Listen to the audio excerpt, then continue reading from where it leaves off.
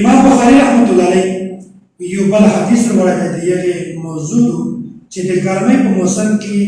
د ماسپښین مینځ توس لشپې نو وخت کوي چې کله موسم د سوړ شي ولته توس د ماسپښین مینځ ادا کوي داسې غیر مقلدین د امام بخاری رحمت الله علیه د خبره باندې ټکر راځي امام بخاری د نبی علیه الصلاه والسلام حدیث نقل کړی دی چې نبی علیه الصلاه والسلام دا خبره بیانوي اذا اشتد الحر فابردوا بالصلاه فان شده الحر من فيح جهنم توس مینځ ورسته کوي امام بخاری رحمت الله علیه هغه خبره مانی چې توس مینځ ورسته کوي مینځ د نبی علیه الصلاه والسلام خبره مانی د امام بخاری رحمت الله علیه خبره مانی او غیر مقلدین د نبی علیه الصلاه والسلام د خبره نه انکار کو د امام بخاری رحمت الله علیه د حدیث نه انکار دا د حقیقت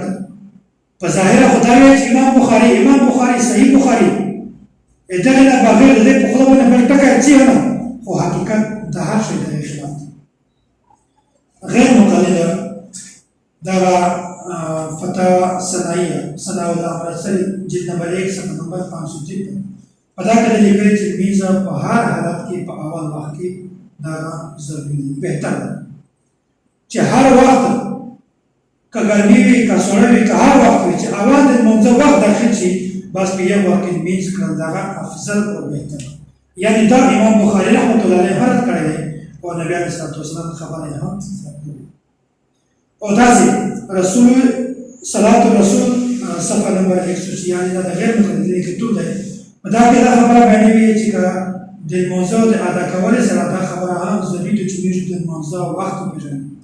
او بیا خبره باندې چې وخت پیژندل مطلب دا دی چې موږ د منځنه په اول وخت د منځ په اول وخت چې کله موږ راوکې په یو وخت موږ